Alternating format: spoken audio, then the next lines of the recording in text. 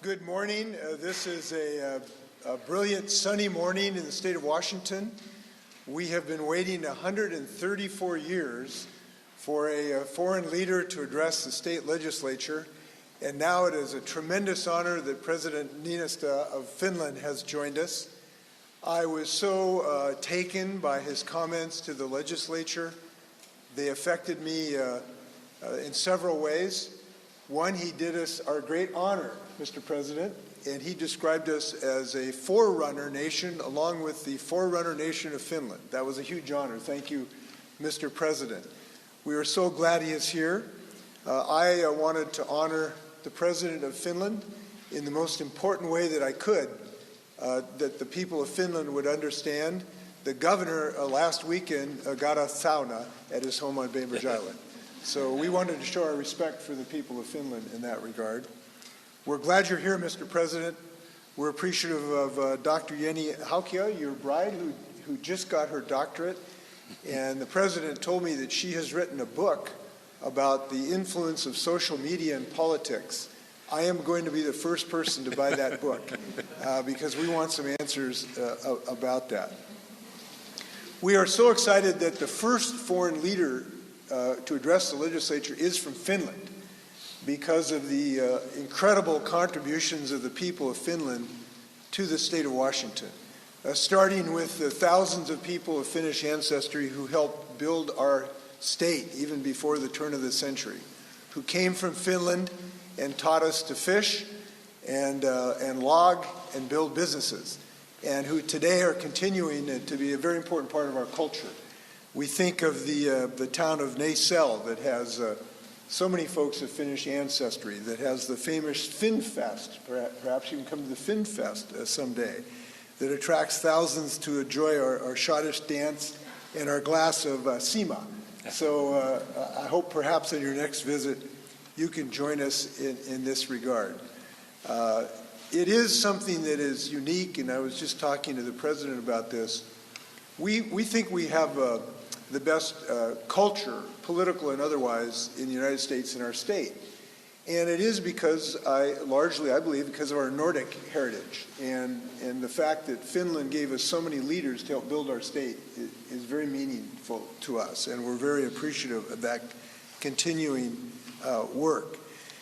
The other thing that the President said in his speech, which I was taken by, he said that something to the effect that crisis unites us.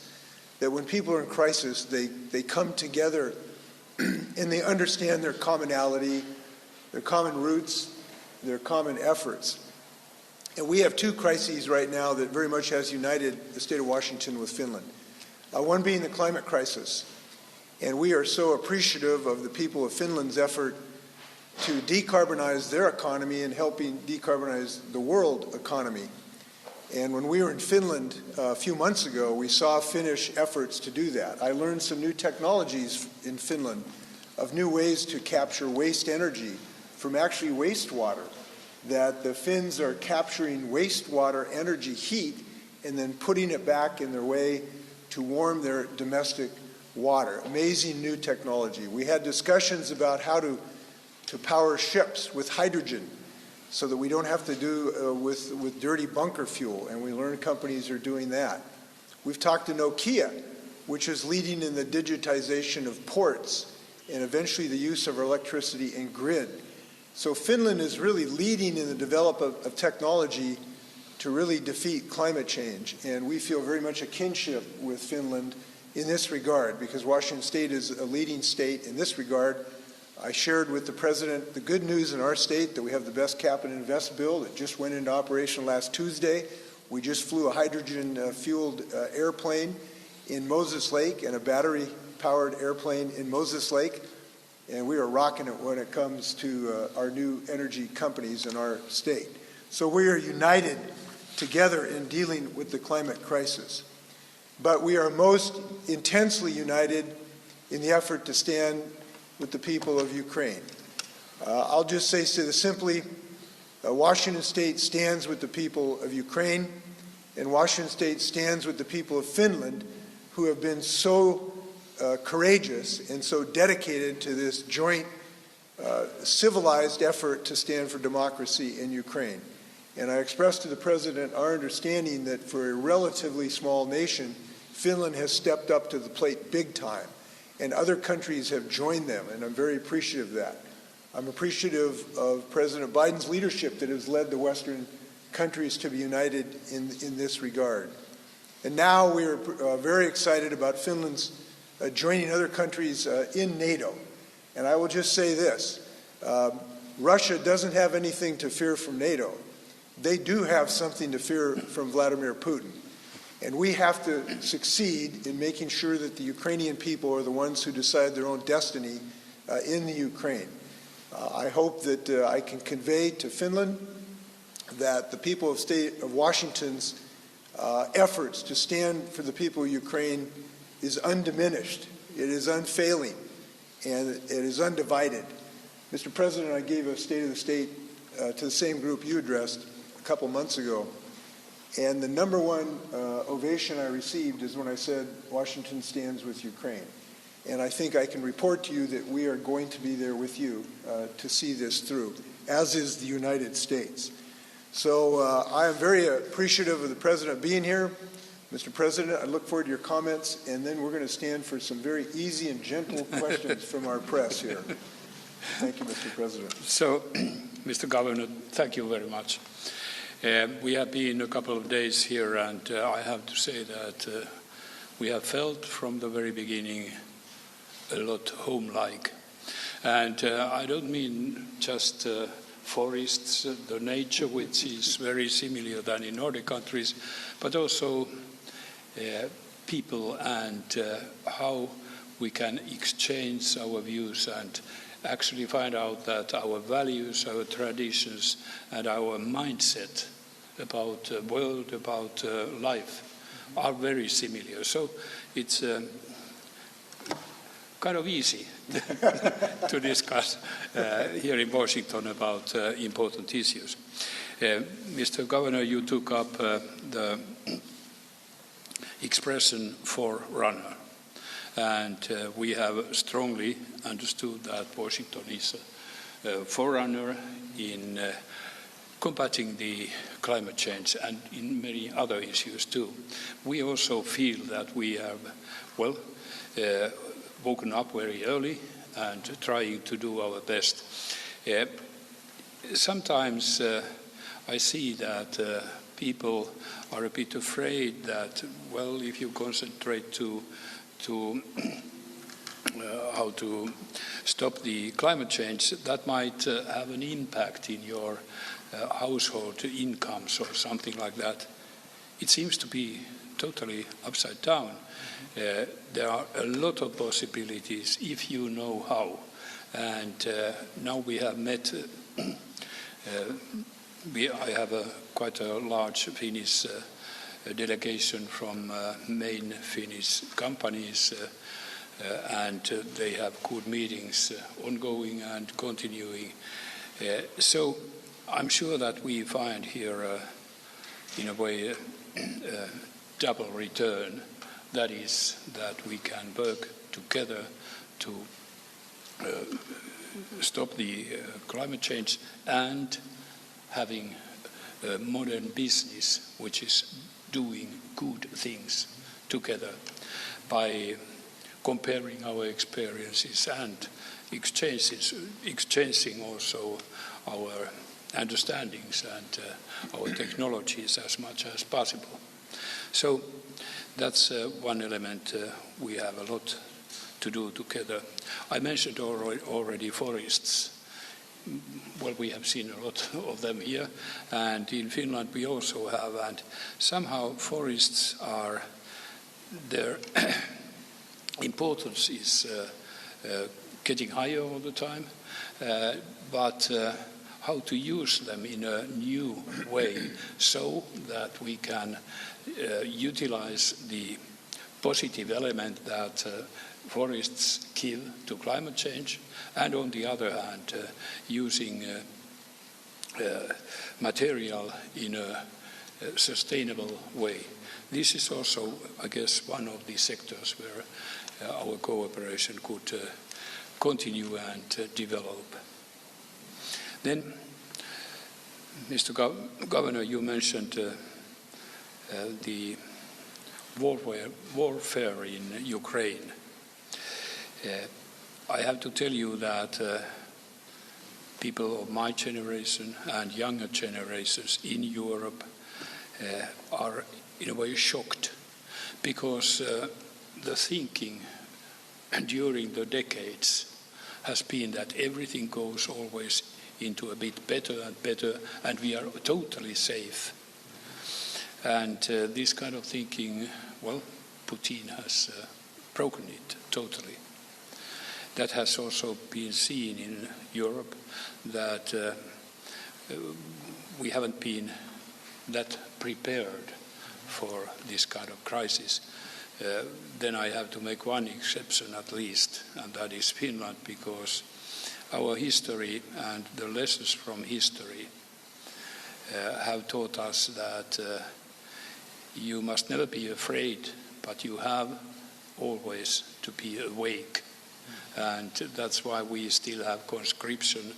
We are buying, for example, jet fighters, F-35s, 64 of them, which is very much in taking notice to the size of Finland.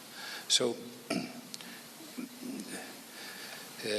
and I want to emphasize, like I said to you, Mr. Governor, that it has been very important that USA has taken a leading role in helping Ukraine, and that is badly needed also in the future. It was very good to hear your opinion on that, and we have full belief on American participation. We have to build up peace together. That's number one. So I think that, well, I'm very much pride about the fact that I heard that I'm the first state's leader visiting wonderful state of Washington. It's a great honor for me, and I will never forget it. And I'm sure that my wife, when she has now written her book, becomes more curious about Washington too. Okay, so thank you. Thank you. Happy to stand for questions. I'm going to let this gentleman recognize him here. We have time for 4 questions. We'll start with 2 from the Finnish press.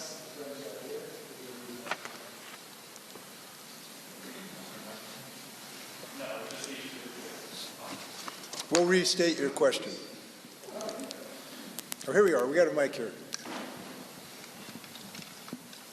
Who's asking?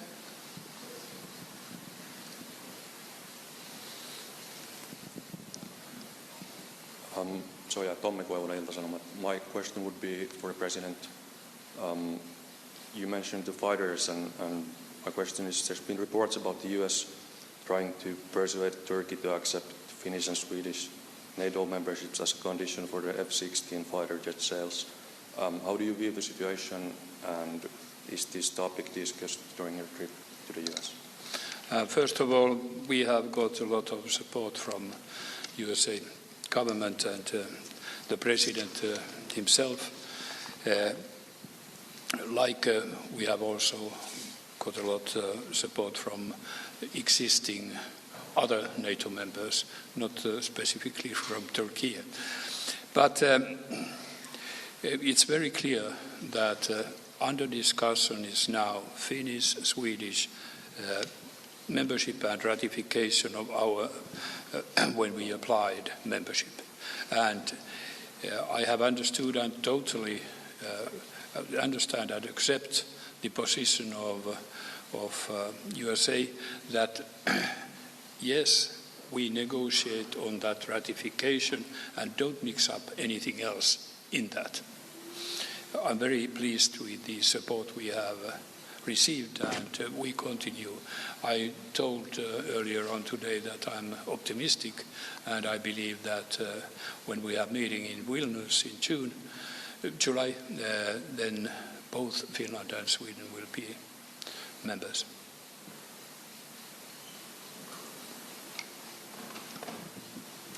Hello, I'm Saara Kokkonen from the Finnish news agency.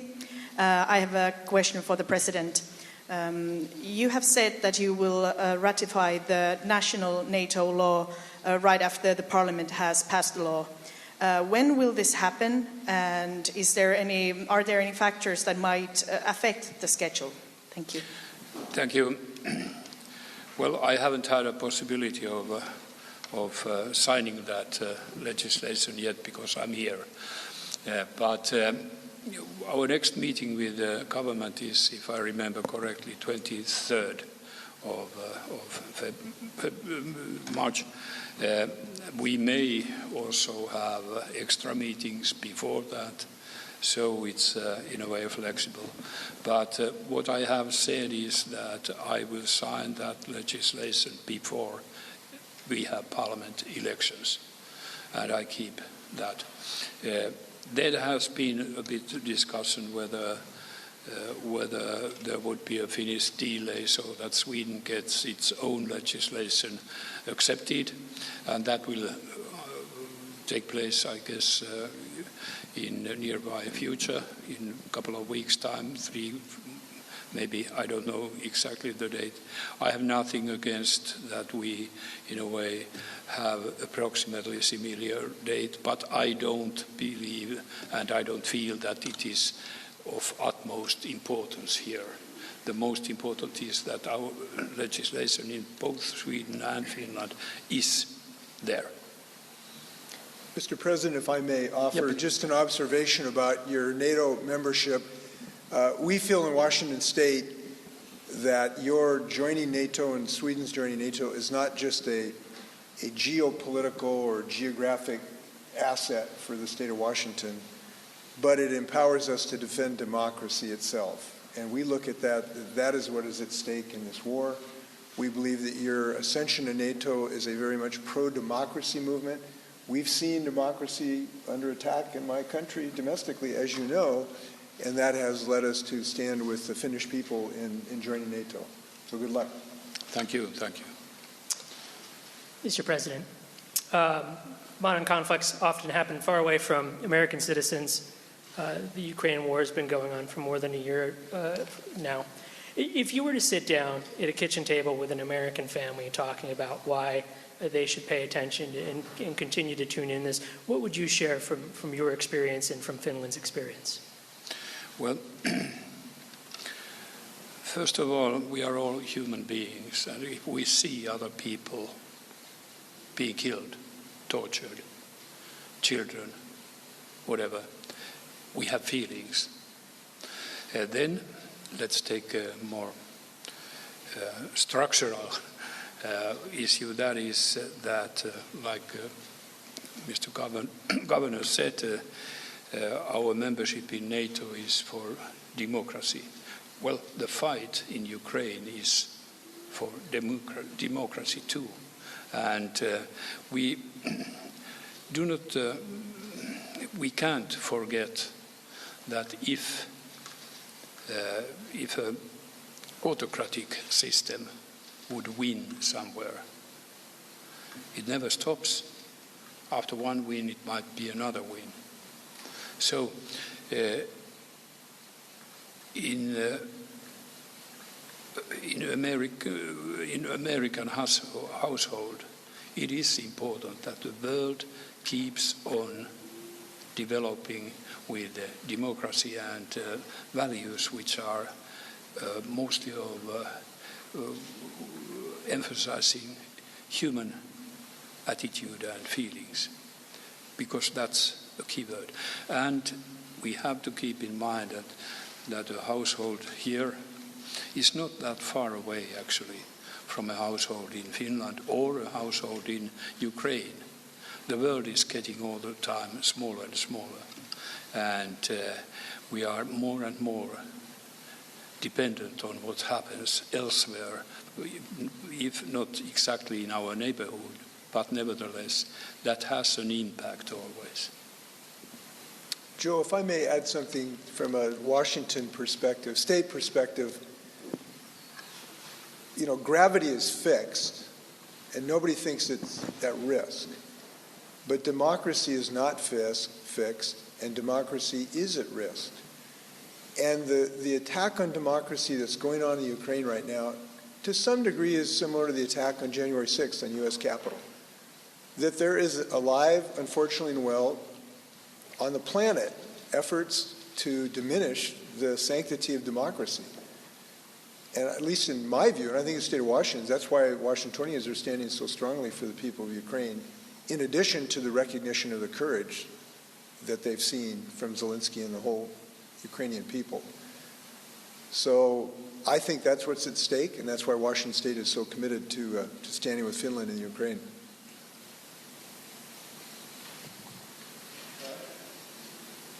Governor Inslee, my question is for you. What are some meaningful policies that you can take? And President of Finland, you can feel free to answer as well. I mean, you guys will be ending, 75 years of neutrality if your application to NATO is approved. You mean in regard to Ukraine or more broadly? Regarding Ukraine.